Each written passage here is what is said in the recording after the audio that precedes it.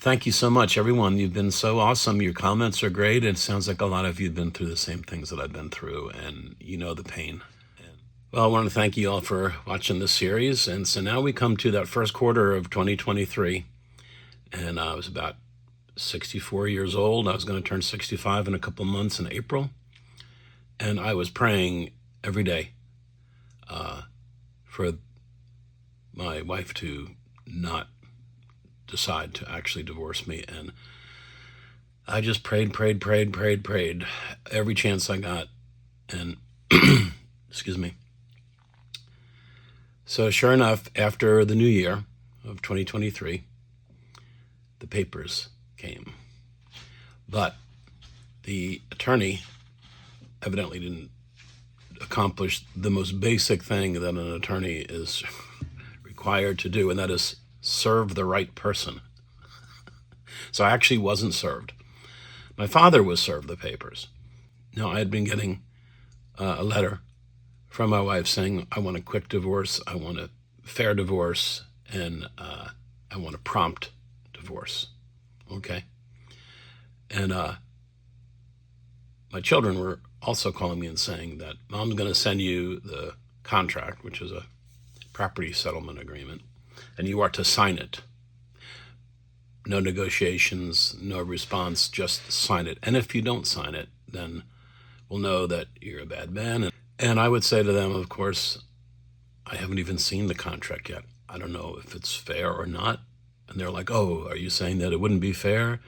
So actually, in the adult world, when people are going to divorce, you sit down and you negotiate, the settlement of property.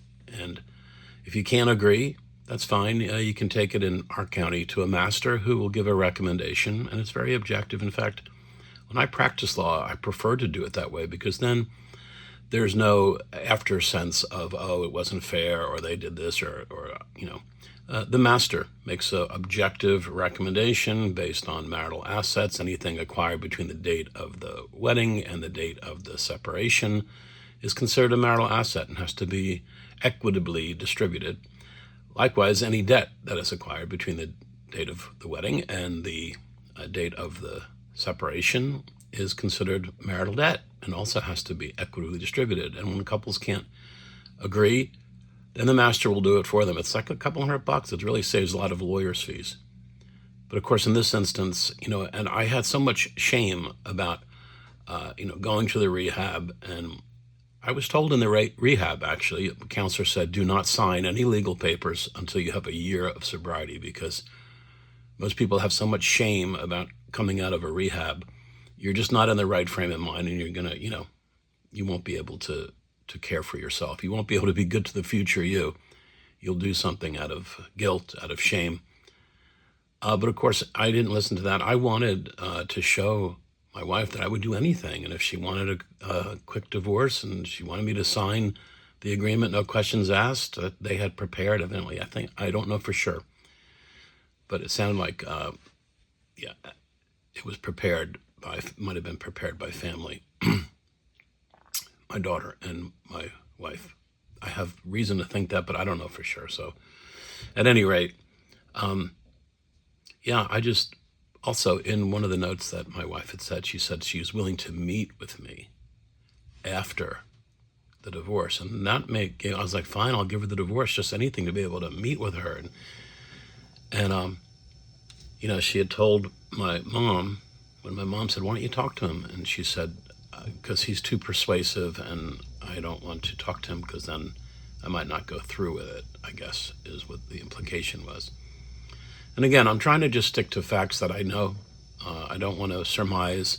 I don't know what other people are thinking, and I don't know what's in other people's hearts. And a lot of people assume that they do, and they make statements that show that they are judging other person's heart or motives, and we just simply can't do that. I mean, we're not God. We don't have the ability to really determine the motives of someone's heart. And that's, there's a scripture I like that says, in the context of Paul was basically saying, I don't really care if I'm being judged by you. My conscience is clear, but that doesn't make me innocent either. I will wait till the Lord appears because he will judge according to the motives of people's hearts. And you see, when we judge, we only judge the outer behavior, right? We cannot judge the motive of their heart. That's reserved for God. Only He can see the heart. So that's why we're told repeatedly, if you're a believer, I mean, if you're not a believer, you do whatever you want to do. But if you're following Christ and you know Him, then we are not to judge. And when we do find ourselves judging, because it's natural and human to do so, we can catch ourselves and we can say, Lord, I'm sorry. I don't mean to judge them. I pray you bless them. So I'm trying to, just report the facts that I experienced and just, my own opinions. So at any rate, I did call the attorney, and I guess I vented some of my frustration at him as opposed to my frustration, frankly, with my wife and my children. Because, I had a lot of emotions running. I had a lot of grief, sadness, shame, remorse, regret, but I also had anger, So I told him, I said, okay, number one, you didn't serve the right person. All right, now lawyers don't like to hear that, okay, because that's like a doctor operating on the wrong patient. I mean, it's just so basic. A basic legal skill is you have to be able to identify the right person that you're going to serve papers on. The process server needs to be given some input, not just their address, right?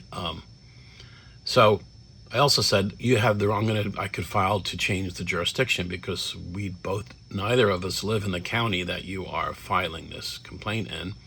And I might not agree to that. I might want to say it needs to be in Chester County, which is where both of us reside, and have been residing for the past 6 months. So, and there were a couple other things that I could have done with him. And I did, posture because I was, I just felt so unempowered, right? So I kind of did my legal thing. And, but, it was merely me just kind of venting. And when the day was done, basically, I also emailed the lawyer and said, fine, send me the papers to the right person, or I will just sign a voluntary acceptance of service and we can move on. So the papers came and I was frankly pretty shocked. It was just awful to see, Jones versus Jones. And I was like, wow, this is serious, man. When you sue somebody, I'm being sued, and I just rolled over and took it, frankly, because I loved my wife and I didn't want to cause stress. I could have easily bankrupted her I don't need to hire a lawyer. I was a family attorney. I know how to operate without having to pay a lawyer, but of course I'm not going to do that.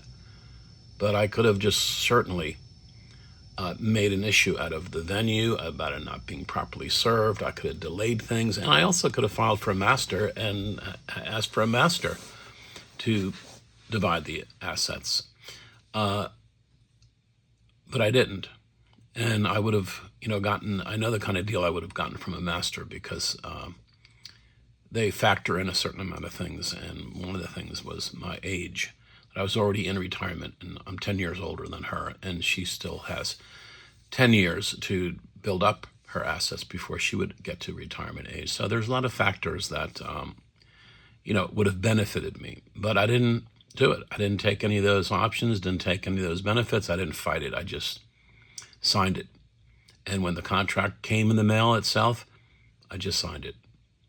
And a lot of people were critical of that at the time, but I didn't want to fight her. I wanted to win her back. So I can tell you this, though. 4 years later, God has blessed me financially. I am really well off. And sometimes when you do the right thing, God will bless you. Sometimes you do the right thing and God doesn't bless you the way you think it would. But I believe God always answers our prayers, always. And the answer is either going to be yes, okay, he says yes. Or he might say, not yet. Or he might say, I have something better for you. And at the time, I couldn't imagine what could be better than a reconciliation with the wife that I love. And, we have a happy ending. I changed, stopped drinking, but it was not to be. And I began to accept that, although 2013 was an awful year. And I really wanted to get out of that halfway house, that's for sure. I hated it there, right? and I was given an opportunity to house sit. So I went and moved into someone's house, and the name of the house street was Cemetery Lane. And that's the way I felt. That those months on Cemetery Lane was when I was the most depressed and suicidal. And I'll tell you a story about that season. In the next episode, we'll talk about Cemetery Lane and my conversations with the Suicide Prevention Hotline, which I called regularly, and it was actually helpful to talk to someone. But there was a unique situation that happened one time when I called, and I want to share that with you as well. So that'll be for the next episode. And I also want to say, and thank you so much, everyone. You've been so awesome. Your comments are great. It sounds like a lot of you have been through the same things that I've been through, and you know the pain. And I just take my hat off to you. I also have some veterans that are writing, commenting, and I especially want to thank the veterans. Thank you. Thank you for your service, and I would like to just honor you and bless you. All right. I will talk to you all soon, and keep looking up. Things will get better.